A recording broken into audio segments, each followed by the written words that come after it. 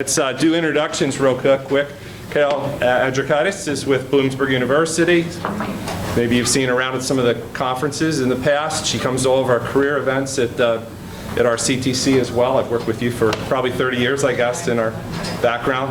Next to her, he's not on the agenda, but I put him on the agenda as our tech guy, because you always need a good tech guy, right?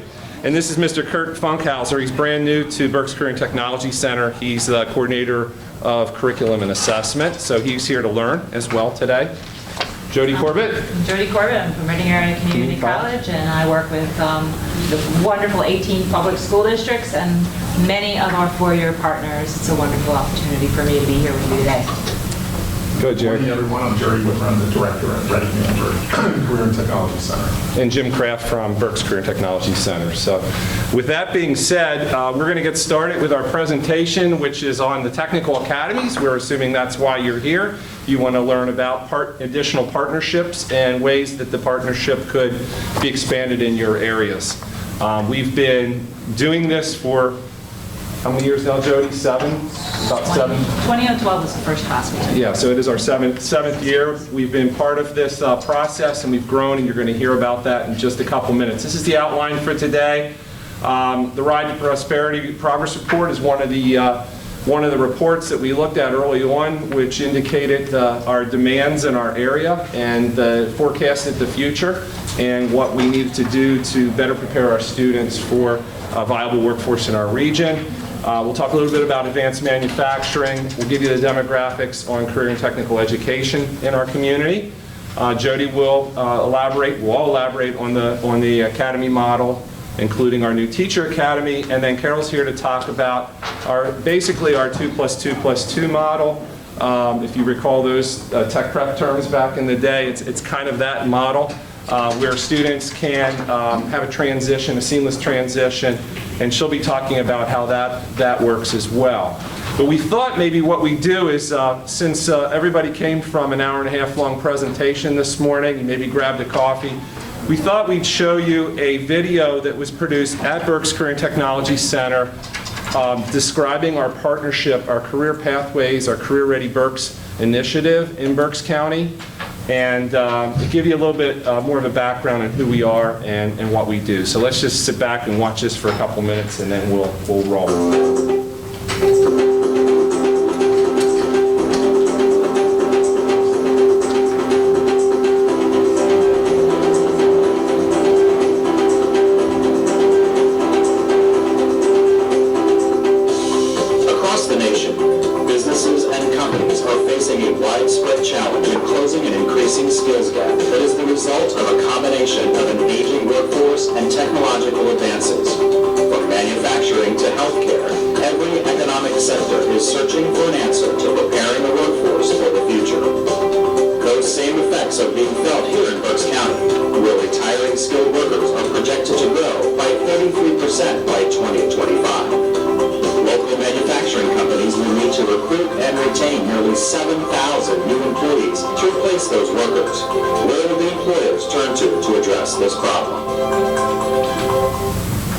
Education is the answer. Expanding every learner's awareness of these in-demand careers and helping them navigate, explore, and choose a career pathway is the purpose of the Career Pathways Framework. By exposing our 70,000 students in Berks County to the various career opportunities from kindergarten through 12th grade, we can help bridge the gap and ensure economic growth and development. Instead of asking a student where they're going to go, instead ask them, what problems do they want to solve? Part of the framework is to make sure students are exposed to what is out there in the industry and the opportunities of what they could do with the right skill sets. We have to ensure that we're training our young people to kind of go into these careers. And these are good careers. The pay is pretty good. You don't need 4 years of college to get into any of these careers. So they represent a really strong opportunity to get into the middle class. Students really are learning from very early age about career opportunities and having that embedded in the curriculum. But you got to build these career pathways at an early age so that kids are exposed to these different occupations long term. The Berks County Career Pathways Alliance was formed in 2016 by workforce, business, and education leaders in an effort to create career pathways to better prepare our students for for success. The framework started with a group of leaders getting together from the business community and the education community. And it was a small group of leaders really looking at the priorities for students here, our 70,000 students in Berks County, focusing on workforce development and economic development. We saw that employers were beginning to have difficulty filling their job openings, particularly for skilled positions. All the key players were at the table building this framework. And when I say the key players, it was, of course, the K through 12. It was the post-secondary, including Reading Area Community College, but our four-year universities. But industry and business was at the table as well. So we were all communicating and sharing ideas to make sure that this framework is implemented correctly and successful. All of the superintendents and the career and technology centers were trying to brainstorm better ways to prepare kids for unknown futures. And we realized we were doing a lot of the same things across all of these same school districts. That's problematic in many ways because, one, we're trying to partner with businesses across the county, and we're allocating a lot of time and resources to that. And we decided, why not join forces of 18 school districts, our career and technology centers, and do this better? We know how to network.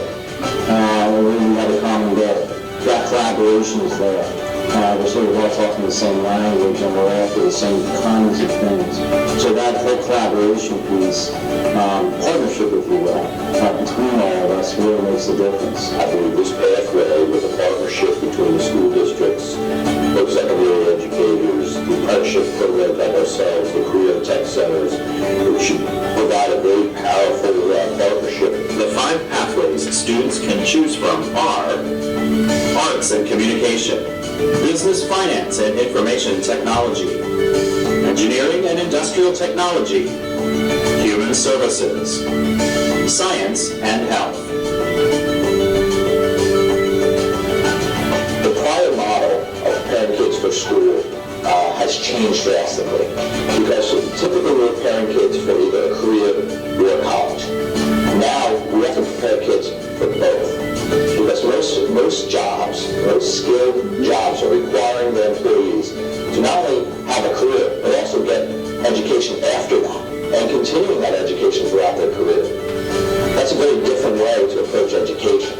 In all of our school districts, we're looking at the elementary level focusing on introductory ideas, so awareness about the different career opportunities that may be available for them, and thinking about careers that we don't even know about today. And at the middle school level, it would be more about exposure to what internships, job shadowing opportunities that may be available for them in high school to start having them think about that career path or that career plan for them. And then the high school, we're looking at the career fairs, the introduction to the career and technology centers, our technical academy at RAC. Rather than wait towards the high school and the old model, say, well, now we're preparing you for a career. Well, we're actually doing that very early on. Students really are learning from very early age about career opportunities and having that embedded in the curriculum. And it's really about exposure, because the more you expose a young person to different opportunities, they'll understand really what fits them best. I really view it as a tremendous opportunity for students to have such broad exposure to what potential jobs there are, because otherwise they may only see just what's in their family, and that may be attractive to them or not. But it's important for us to show them what all the opportunities are, and especially as so many careers have changed so substantially with all kinds of technology, that probably the students are better off at than most employers. I believe that the career pathways model is going to provide more opportunities for kids to do that. The Career Pathways Framework will not only benefit our 70,000 students, but the communities in which we live as well. Our number one priority of the framework is for the 70,000 students to be viable and contributing members here in Berks County. A lot of young people go out to other places, and right here in Berks County, we've got such a wonderful community, but more importantly, we've got great jobs and great careers. Choosing my career path at this early age has afforded me several opportunities. I am at an entry-level position using my engineering knowledge on different machinery and helping program the machinery at my current job. I also intend to work over the summer with East Penn Manufacturing because they offer special called opportunities to students at BCTC. So I'm not even out of high school. I still have like several career opportunities because I figured it out at such an early age. It's important not to just look at the jobs that are here now, but the jobs that we anticipate are going to be here in the next 10, 15, 20 years. And the Career Pathways model is a comprehensive approach. It's great if an industry comes in or a new company comes into Berks County, but if there's no one to fill the positions, it doesn't work well for them. So this is a win-win for the community all the way around and potentially growing the economic development for Berks County. Our call to action for businesses and parents and our community is we really need to keep our talent in Berks County. The Career Pathways framework is important to the business community because it really is going to ensure that we're going to have a long-term supply of qualified workers. Employers, by participating in the Career Pathways Alliance, will have an opportunity to develop the talent that they need. We're really investing in your own community and your long-term business success. I mean, if you think about it, this is your future workforce. Whether you're a student, a parent, or potential employer, we all have a role to play in helping ensure Berks County's future is on the right path. So, what role will you play? All right, we thought that would be a real good introduction to show you the collaborative efforts going on in our county that led up to the Technical Academy launch. Actually, the Technical Academies were, here we go, we'll go back to the slideshow. There we go, we'll bring it up. It's getting there. It's getting there. Thank you. Old technology here. There we go. So we go back to the Ride to Prosperity report, which 2.0, which was really an in-depth analysis of our current workforce and what our future needs were in order to maintain our viability as a county moving forward way into the future. So that was about 10 years ago. The Ride to Prosperity report was developed.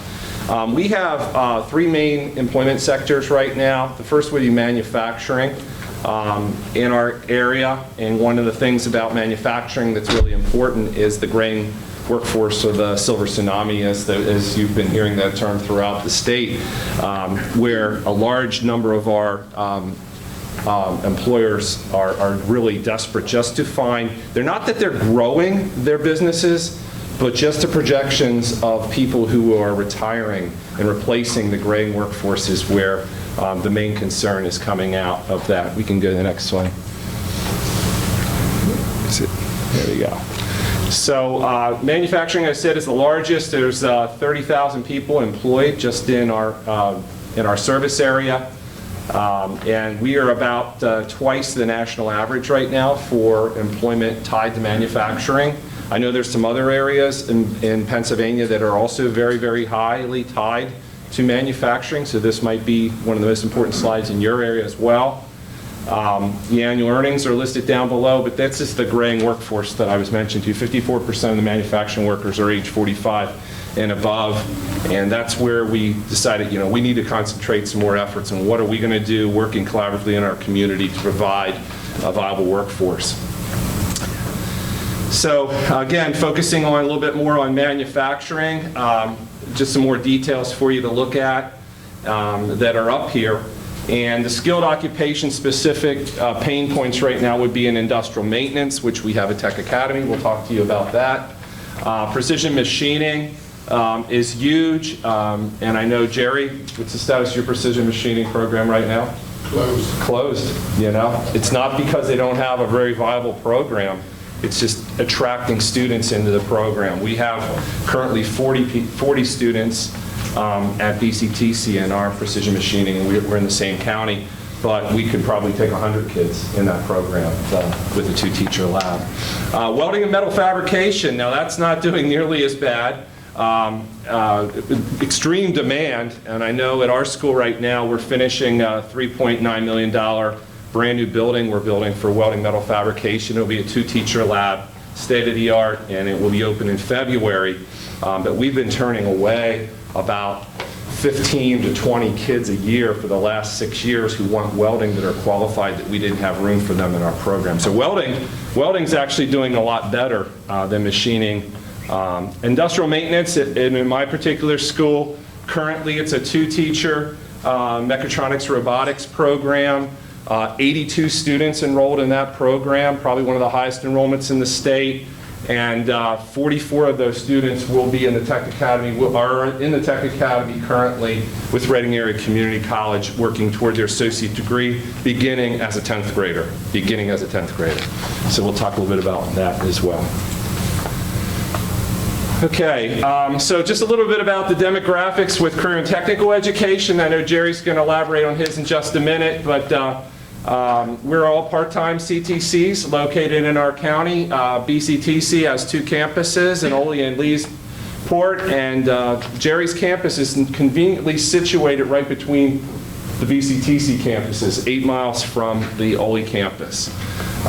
And you can see the combined programs we have, 45 different offerings in our county, and there are 18 school districts, as you just learned about in the presentation of the video. Okay, a little bit more about BCTC. We have 16 of the 18 districts. Jerry has Reading and Muhlenberg. I mentioned 2 campuses. I like to paint this picture as well. You just saw the Career Pathways video. The state has 5 career pathways. There are 5 adopted career pathways for Commonwealth of Pennsylvania. We adopted those in Berks County as to make it common language with parents and easier for people to understand. And then under that, we offer at BCTC 7 career clusters and 38 technical programs. So that's kind of our outline that I like to share with folks. It's really important that as a community, you have common language when you're defining your programs, because these parents get very confused, the district folks get very confused if you aren't speaking the same language. Currently, we have 1,775 secondary students and adults in the daytime programs. Our NOCTI is 95.7% competent advanced, 38% IEP students, which is close to the state average, maybe a little bit higher. 9.7% non-traditional students. You'll see in a minute how that differs for Jerry's school, and we're all in the same county and we're that close together.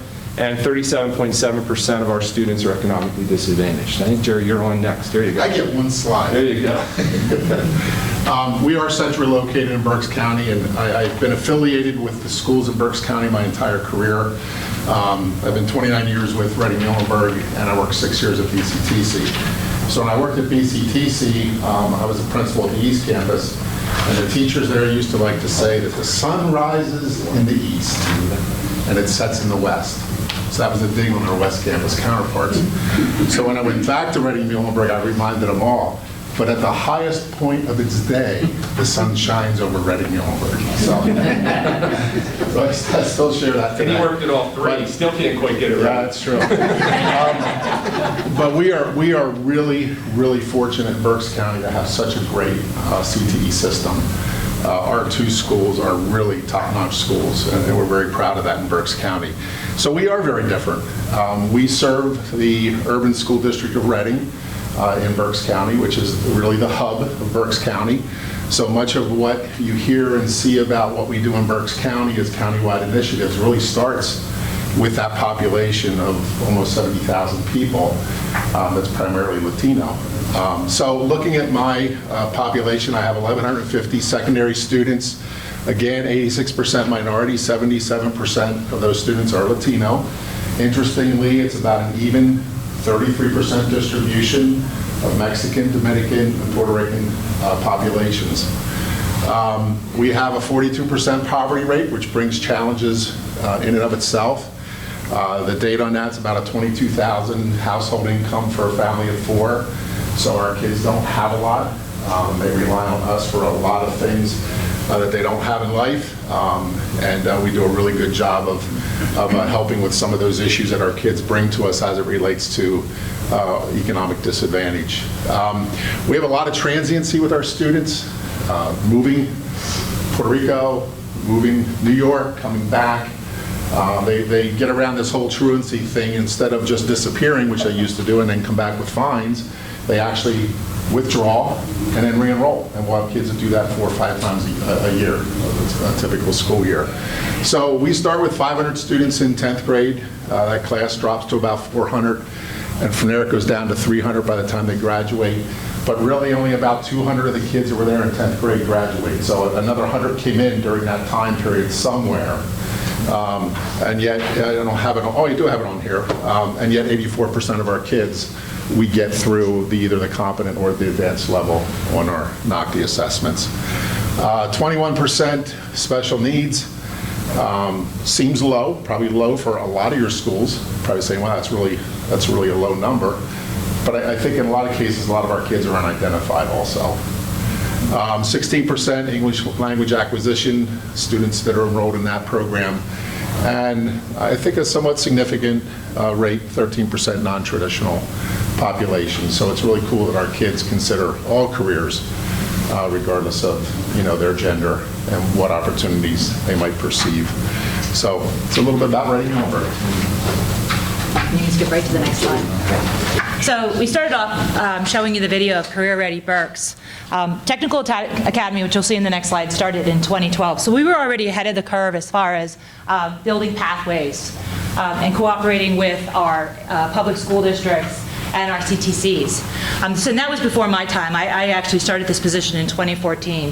When Career Ready Berks and the Chapter 339 plans became, you had to get that comprehensive plan finished at the 18 public school districts, we had a lot of those schools reach out to us for advisory councils. So many of our staff that are with us today, Nancy and Robin and I will be presenting this afternoon on Teacher Academy,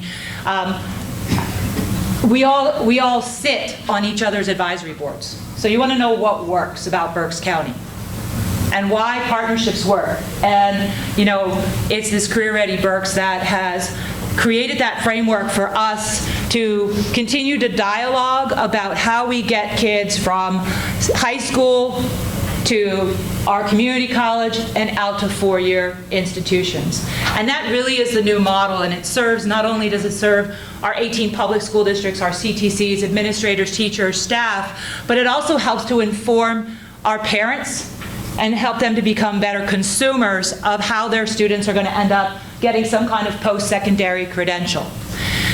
Because of the Career Ready standards, the embedded standards, is that the community college, and really, again, geographically, I think about that, we are so geographically central to the 18 public school districts. Where the furthest district for us would be Brandywine Heights one direction, which is about a 40-minute drive, and Twin Valley in another direction, which is about 35. So we're talking less than an hour to get to our school districts. Also, because Reading Area Community College, we serve about 4,100 students a year. We only have our campus, and that again really helps with collaboration. So one, getting to the table, suiting up and showing up. That is one thing that has made these partnerships successful. And go to them. Go to them. And they will come to you. It's a back and forth. I'm here today with you, but tomorrow I will be with 130 middle school kids for STEM Day, where there are 6 faculty who are going to volunteer their time to be with those students and teach them out of our labs, from our mechatronics labs, and this is the 5th to 8th grade students, to our chemistry labs, to our physics labs. That's all part of this Career Ready Berks. A few weeks ago, I think a week ago, we had 2nd graders in from 10th and Green, one of our local partners in the Reading School District. Again, that's being managed by our coordinator of our ECE program, and she's having her ECE students arrange these days so that students are exposed not only to college but career. The Technical Academies as a career technology center honors program, next slide, has students making that better choice when we talk to parents about, do I stay at the home school, and take electives, or do I get on this pathway? And it's integrated more into the curriculum. So again, that's more of the Career Ready Berks initiative, is to look at these 18 school districts, and you heard Dr. Fiore, who's now at Chester County IU, talk about eliminating the redundancies and really looking at the resources. And if there's a mechatronics program at the CTC, that's the pathway that students should be taking, particularly when you're talking about 29 college credits. Next slide. So most of you received this on your way in. There are 4 pathways that align, and there are more additional credits that are embedded in here for dual enrollment credit. Many of us, the last session was on SOAR, right? And our frustration, for those of you who are at the secondary level, of our frustration of getting kids to, first of all, complete the paperwork for SOAR, and then follow through with the transfer credit when they want to go to the four-year institution. So there's lots of concerns about SOAR, but it's still, at its heart, a great program as far as articulation and articulated credit. This pathway takes those SOAR credits, each one of these 4 models, and it kind of, it's a dual enrollment model, but on, taking those SOAR credits. Why does that work? Again, as we listen to SOAR, and this we're going to hear about this at Teacher Academy this afternoon, is that the students, the task list, is that it, again, back to the table, is that the faculty have to sit and talk about the competencies. And they have to understand what's getting covered and how it's getting covered. Is it perfect? Absolutely not. The teachers in the CTCs, along with the public schools, are more overwhelmed now than they ever have been. So it's a relationship again. I look at Nancy back there, who has already sat this year twice, at least once with me, with the faculty for the early childhood education program. Or having faculty that teach at the BCTC, the mechatronics pathway, and also teach with us in the evening. That's how it's going to work, is that the teachers have to talk to each other. And that's how this program works, is that they have to talk to each other. It's not getting a task list and highlighting it and saying, well, these aren't the ones covered. It's sitting down and really having a dialogue about what those competencies are, and all the dialogue that comes around the competencies themselves. That task list can only say so much, and that's why the conversation has to happen.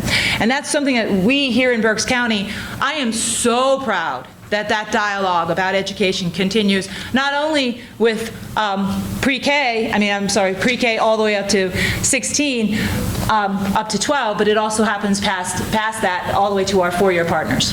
So you can see with the website, each one of these pathways, I'm going to go back one slide, because I know I'm taking up too much time.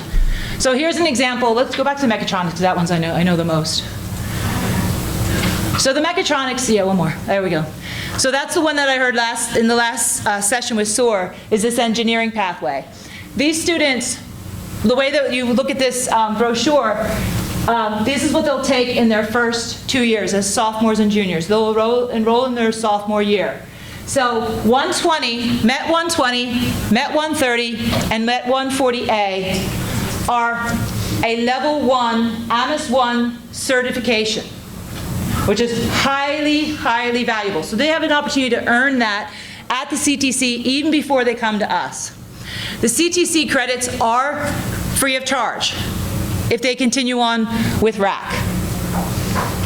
Just to make sure for clarity for myself, the first set of courses that we're looking at are earned in the CT program based on completion of their tasks. That's right. So that's the first year.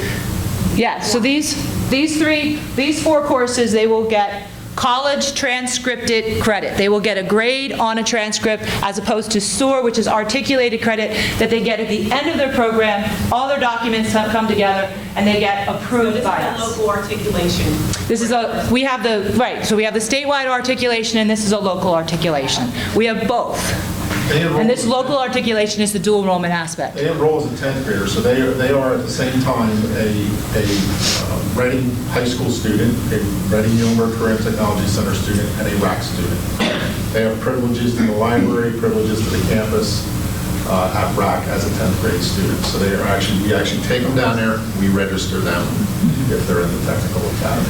So again, they're being introduced to the college campus before they, along the way. That's part of that goal for us too, because many of the students, obviously the students they're serving are the students we're serving too. And they are first-generation college students. Many of them have never stepped foot on a college campus before. And even though there is no direct return on having second graders come to campus, or 5th graders come to campus, or 8th graders to come to campus, there's no direct enrollment return for that. It is part of our mission as a community college is to make sure students have access to a college environment as early as possible, and then the Technical Academy and our dual enrollment programs offer another way for students to then earn college credit. So they understand college and career and how those two things go together at a much earlier age in Berks County. So then this last year, this 140B, 150, and 160, which is their senior year, and again, just using the mechatronics as the example, is that that's the next level certificate. That's AMIS 2. Now, most of the students, because of the amount of time they will spend in the Schmidt Training and Technology Center working on equipment that is, again, that's something we keep up. We just refitted Industry 4.0 this past summer, is that those students will have access to a college campus, college equipment, and working alongside industry, guys and gals in the industry who are coming in, like Hershey, DECA, they're working alongside them. It is a challenging program. And many students, when they come to this capstone year to our campus, they struggle. They do struggle. So is that level 2 or year 2 of their CTE program now they're going on campus? Senior year, so they're level 2. So Level 3. Level 1 and 2 are CTC. okay. Yep. And level 3 they come over to the college. Yep. But they also are at the CTC their senior year. It's not for the full, they're not at the campus. They're doing both. Yeah, it's 3 days and then 2 days at the. 3 and 2. That's what So what will happen with that is, and I'll get your question, is what they'll be scheduled to their interests and their abilities in these courses. Although it's an up to 29 credit pathway, and we do have students who complete it, but we're always working, again, with our career coach and the executive director of the Schmidt Training and Technology Center so that the students are being advised into a course or courses where they will be successful. Because they only have so much time with us in those labs. Because again, they are, as Dr. Whitmer stated, is that they are 3 places. They're at the RMCTC, they're at RAC, and that they're at the home school within a given day. Forgive me if you've already answered these questions.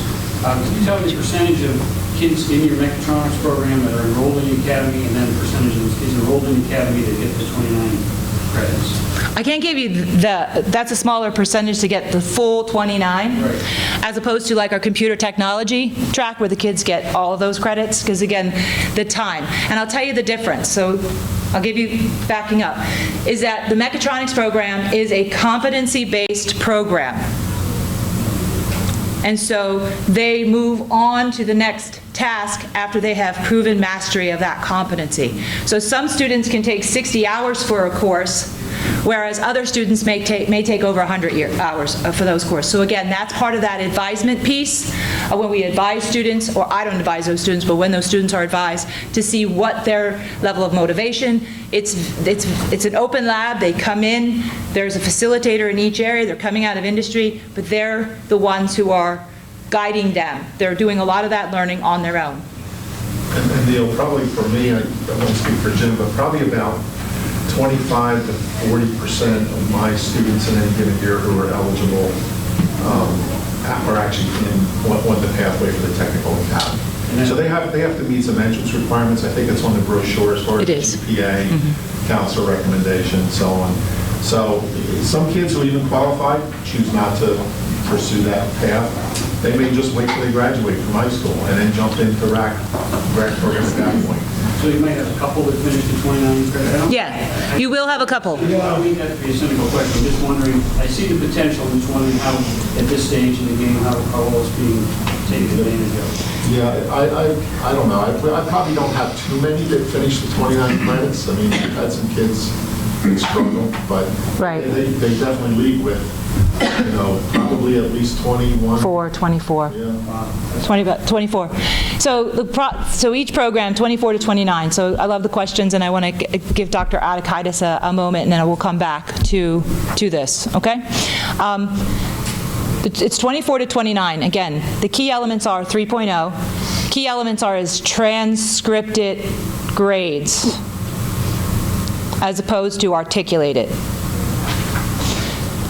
3, opportunity to get training on our campus, but it works them in from a sophomore to a junior and then brings them to campus. Not every student comes to campus. There's attrition along the way. At the same time, we see many of these students back. They go off to a four-year school because they have really nice transferable credit, and then decide that they need it to come back to us because they wanted that hands-on experience. So we see that as well. In 2017, where we are, we're 2019. In 2017, our pull-through on Technical Academy as a whole, in other words, they came directly to us after, was 27%. In 2019, in this past academic, 2018-19, in this past academic, that jumped to 43. Part of that is because we are messaging and we are really focusing on the value of the associate degree. The industrial mechanic out of any one of these programs is a 50 plus to start. Business management I have a chance to look at, and then there's so many things you can do with business management. But the other programs, that's a 50 plus in that median income for an associate degree level. And that conversation again is happening on the wider framework of the Berks, of the Career Ready Berks. It's not just me speaking to you today, it's a collective message that they're sending, we're sending, and our 18 public schools are sending as far as understanding of post-secondary credential, what that is, and understanding what an associate degree is and the value of it. And that project's been, what, 2016, 17 when we started that? The last thing I will say is we started off with 6 students. Our enrollment just this fall was 112, plus another 23 that are coming to campus. So we're still not at these huge numbers, but that population of students are being served is persistence. And that if you are working on a project on your own, make sure you do it in a team concept. Because I think we've all experienced the ecosystem of one player moving out and then a project is stalled. And when you're talking about collaboration and you're talking about partnerships, you need to know that you've got some stable players. And if you don't, if you've got to make sure that you have enough people who understand the project so that the project can keep moving forward. And that's why I suggest if you're going to do partnerships that you are always working in a team and a project management approach. I just want to mention real quick, we have a lot of employers that are willing to pay for these students to continue on after they leave us and graduate, which is really wonderful. Yeah. East Penn DECA, for example, we've only had a couple students do it, but in addition to the 3 that Jerry recommended, there was a 4th player, and they actually were working as a co-op student at an employer, and then going to RAC, and going to their high school, and going to the CTC. That takes a special student to be able to do that. And this is the last one this is the brand new one that we're starting enrollment in 2020. There's a full session on this afternoon from 3:15 to 4:15. And again, what makes this partnership unique is that we are integrated, and it's very similar to what Dr. Academies will talk about. But in this case, we picked one partner because that's where our students are going with Kutztown University. They are our PASHE partner because that whole pathway, similar to Dr. Academies when she speaks to you, is the most affordable pathway to take that ECE student out to an associate degree and then to a BSED pre-K4, which is actually taught at RAC's campus with Kutztown University. So that, you'll hear a full hour on that this afternoon. I'm going to hand it over to you, Dr. Academies. Thank you. Lots of good things came up in the discussion so far. How does Bloomsburg University fit into this pathway that we have? I think Dr. Kraft mentioned in the very beginning, my background is career and tech ed. So I came up through Temple University working in career and tech ed centers with the teachers. And I think I've been in every one from Martin Luther King High all the way up to Susquehanna. That's how I met Alice Davis through all of that work with the career centers. So that is my background. Now, how does Temple fit in, or how does Bloomsburg fit into this? The whole reason we're here talking about this, we talked about silver tsunami, we talked about what keeps employers up at night, is how do we keep the workforce who's 55 and already thinking of retiring, and how do we get those students who come through the tech academies and the associate degrees at our community colleges, how do we get them who are focused and trained on a technical skill to step into now managing? You can't do it by just job shadowing for a couple hours or a couple days. That's a whole skill set that you need to develop by some type of background education. And that's what started back in 2012-13, actually started in the Lehigh Valley, but was quickly copied in Berks County, which is how we got together as partners again, with developing a bachelor's degree in technical leadership, which focuses on the technical side of what the student comes to us with. And then we give them the 3rd and 4th year of the bachelor's degree at the community college. So the student lives in the Berks County area, they've gone to the career centers, they've continued on to BRAC for that technical academy and those credits that, I'm glad you said transcripted, because that's important to us. Once they're on the community college transcript, it's an easy transfer to the 4-year to us at Bloomsburg. So what I'd like to do is quickly go through, if you go to the next slide. Next slide. Okay, so the technical leadership program, actually the courses in this, which we will talk about in a few minutes, were actually designed by and recommended by the workforce development side of the house. And that's what, while I'm at Bloomsburg, I don't sit with the academics, I sit with the technical people. And that's why probably 90% of my time is working with career and tech ed schools, community colleges, workforce development meetings, conferences, because that's what we do. So if you look at, it's a hybrid model. The courses, and if you would, there was a handout at the back, and I hope you took it. If you look at the handout, this is 20 courses, 60 credits. So if I finish at RAC with an associate degree with 60 credits, and that's the key for us, finish the degree. Finish the degree, the associate degree. And we started, you mentioned already about employers reimbursing. Even if a student with that associate degree, there are a lot of employers who will, and that to me is most important. If a student has 30 or 45 credits and decides to step out of community college, they could get a job, but they're certainly better off completing. You don't want to collect credits, is what I say, to finish the degree. All of those credits that are transcripted will automatically be transferred over towards Bloomsburg. So give me 60 from the community college, then we work on the next 60. And what we are finding is when those associate degree students are working for a company, many of them are providing tuition reimbursement for the students, so then they end up with little or no debt. Don't we want that for all of our youth? When you see those headlines in the paper on what the average debt load for a lot of these students is anywhere from $30,000, $40,000, $50,000, I can't imagine having that coming out as a 22, 23, 24-year-old. But if you have employers who are willing to say, you will come work for us, we'll put money aside for you, you can use it towards reimbursement for school, it's perfect. So how does this program line up? If you go to the next slide. So, whoop, there should be some, click again, there, okay, thank you. So if you look at the slide, if you look at what it includes, it's not only the high school credits, the dual enrollment that they may have taken, articulated credits that they may have had, life experience or portfolio. We have students who have, who've come through the associate degree, who have military background. Those people are very well trained and they get credits as well. Credit by exam. As long as it's transcripted on BRAC's transcript, those 60 credits will come directly to Bloomsburg.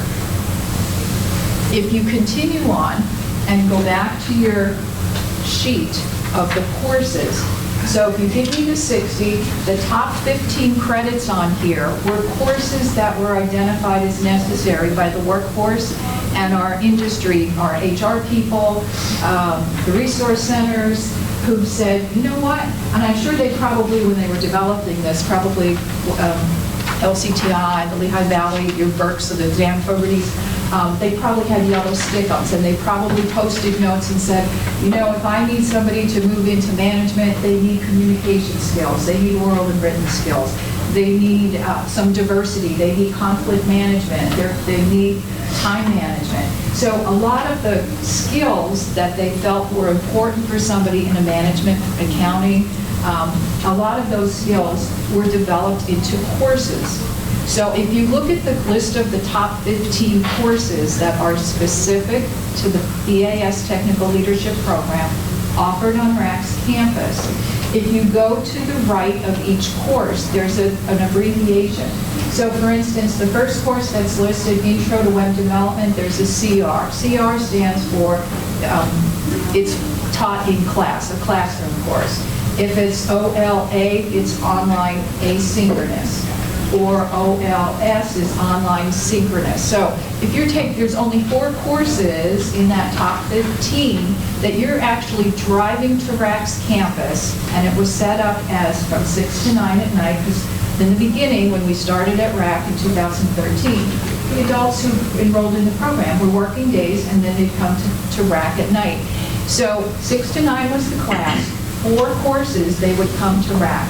The other courses, they're either online synchronous, so you could be anywhere, open your laptop computer, and at 6 o'clock at night you log in and there's your instructor. So whether you're still at work, whether you're at home in your kitchen making dinner, whether you're wherever you are, the library, staying after work somewhere.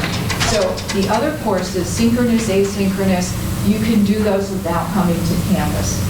Now, the bottom 5 courses, the gen eds or electives. If you come to the program with, and this happens with us, there are students who will swirl, not quite sure what they wanted to do maybe their first semester. They have, I don't know, it could be 72 credits, it could be whatever. We will look at any of those credits not used for your associate degree, and we'll plug them in at the bottom towards those 5 courses or 15 credits.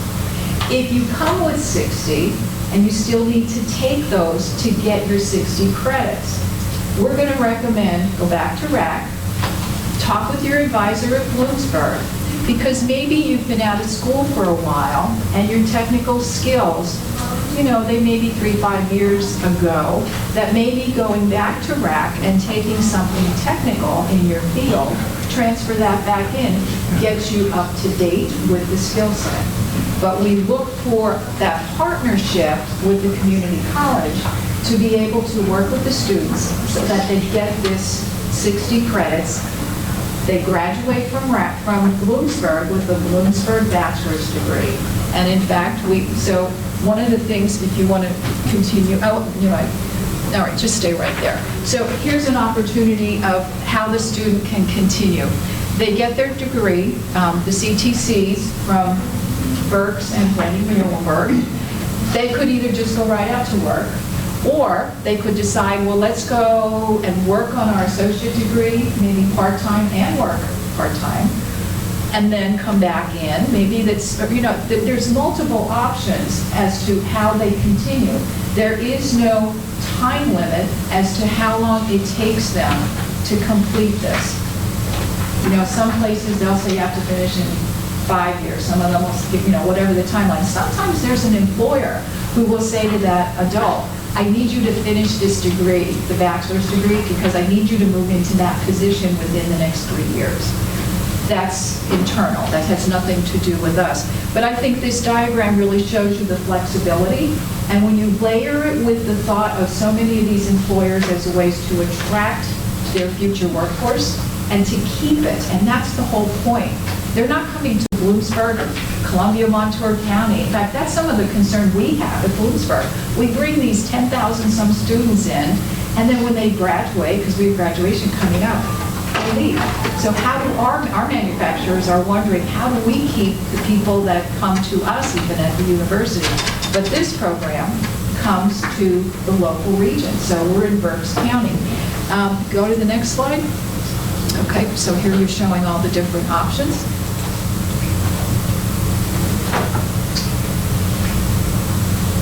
Okay, next slide. Cool. So the Technical leadership. I had mentioned that the industry people are the ones that decided what those skill sets are. So if you look on your list of those top 15 that are on there, you'll look at communications, oral and written. Well, what does a manager do? They're speaking in front of people all the time. They're doing written reports. Leading teams, and those teams are not just all in Berks County. Many of the students who graduate from our program, they're working with international companies, and they're trying to figure out, how do I set up the time zones? And we try to make sure that they have those experiences in these classes. Somebody's in London, somebody else is in Chicago. You're sitting maybe in Berks County, and you want to coordinate what because everyone's not going to fly in. You can certainly use technology for people to participate in projects, but how do you do that? Project management, staff training development is also important. Conflict management, do you think that's going to happen in companies? Of course. Department level accounting, because people will say, why do I need an accounting course? Well, you're not going to do the taxes, but you need to know some basic accounting words. Okay, next slide. Intercultural communications. Workforce. You were telling us how many Hispanic, how many students you have who are the minorities in our region. Reading School District supports 28 languages. There you go, 28 languages. In Iraq, we have over 40. Okay, is it important for our graduates to make sure that they have that background? Workforce diversity. It's not just male, female. There could be as many as 4 or 5 different age groups within your companies. Could be handicapped. There's a whole host of diversity that's now in the workforce. Skills and technology for the global workforce. That gets back to, that's why we try to encourage. If you need to update your skills and you need some technical training, that's where we would recommend that they go back and take it in those courses. So because you look at the tuition, I'm going to just ballpark. A course at Bloomsburg is roughly $1,000. It's $996, and then if there's a textbook, and we're really moving away from text, trying to get people to go online. If you take top 15 courses at $1,000 each, I'm even feeling awkward saying that, that's $15,000. The courses at the bottom, if you have an opening there and you need those 5 courses, go back to RAC. Their tuition per course is less than what we charge at the 4-year. So of course, it's going to be less than that $5,000. So our tuition for this whole program is just under $20,000. Employers, if they're willing to pay, that's great, because again, there's little or no debt that the student incurs. Where is this program offered? And I just want to let this out for the group. It started in the Lehigh Valley, Lehigh Career Technical Institute, articulated across the street to Lehigh Carbon Community College in 2012-13. The very next year, former President Brack and the Whites decided opening of the Schmidt Training Center, and I was their previous job as that happened, so I'm excited to know about how all of that unfolded. She wanted to make sure that RAC had this BAS Technical Leadership Program in place, and that articulation was signed during that ribbon cutting ceremony. But we are at RAC, we're in Harrisburg, Lehigh Carbon, Northampton, Bucks, Center City, Philadelphia. We only go where we're invited if there's a need for workforce. And of course, in order to be on the campus, we do have to submit a middle state. We're all educators. We do have to submit for a middle state's approval, which takes anywhere from 6 to 8 months to a year. We do the reporting, submit it. They come out on the campus. They review and see that you're meeting all the needs. So all of our students on RAC's campus, the bookstore has our books. If they need technical assistance, they can get that. If they're we actually had a student, not from RAC, but one of the other sites, he was visually impaired. He had a student worker meet him at the bus stop, walked into classes, was with him in his classes. They had the enlarged computers for him, so everything he needed. Coming up now with graduation, I'll be taking boxes of caps and gowns down to the different community colleges, because your students who are graduating, you've never come to Bloomsburg. The only thing we say to them is come for graduation. So instead of coming up to our bookstore, we bring the bookstore to them. So it's really, and for me, that's really exciting because you get to see that. So last slide, you have all questions, last minute? We're just about out of time. The AV gentleman up there gave me a signal. I think they're taping this, so go ahead. I just had a couple of questions about the entrance requirements. Sure. Go ahead, Jody. How are students demonstrating math and reading proficiency?